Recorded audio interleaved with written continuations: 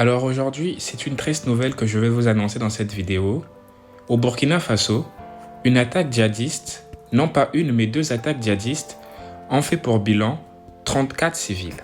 Le groupe armé affilié à Al-Qaïda de l'État islamique a perpétré au Burkina Faso deux attaques djihadistes qui ont fait 34 morts dans le nord et dans le nord-est du pays ce week-end.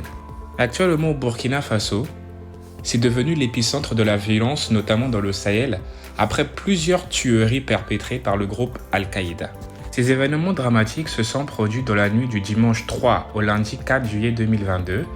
Des populations civiles de la commune rurale de Bourassaro, qui se trouve au nord-ouest, ont été la cible d'une attaque lâche et barbare perpétrée par des hommes armés.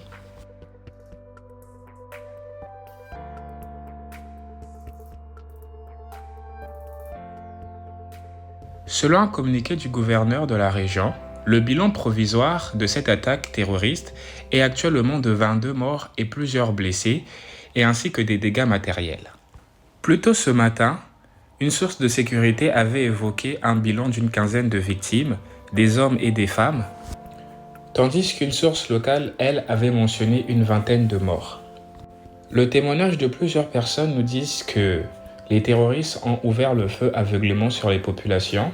Les individus armés ont d'abord fait un tour aux environs de 17 heures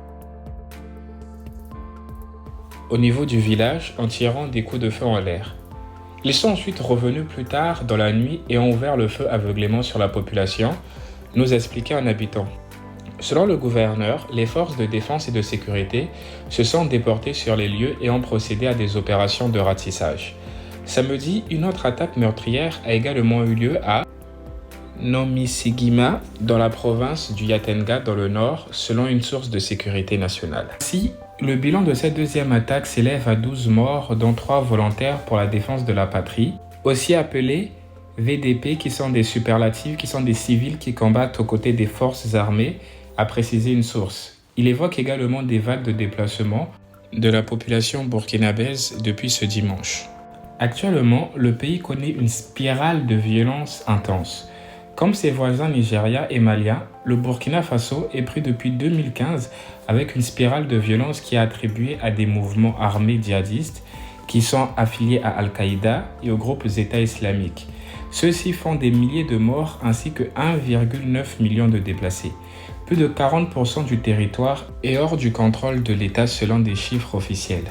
Le pays est devenu l'un des épicentres des violences dans le Sahel avec plusieurs attaques meurtrières comme au Mali et au Nigeria en 2021 selon une ONG.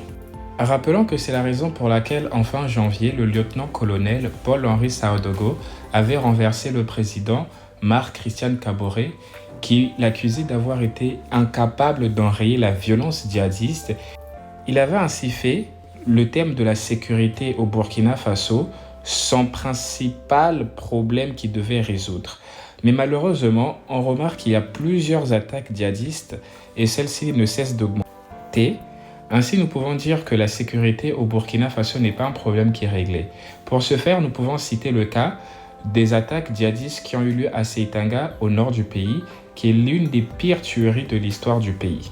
La répétition de ces nombreuses attaques ont poussé les autorités à créer des zones d'intérêt militaire où toute présence humaine est strictement interdite. Et ainsi, l'armée compte mener des opérations de grande envergure pour lutter contre le djihadisme, notamment dans le nord et l'est du pays, où les régions sont les plus ciblées par les attaques.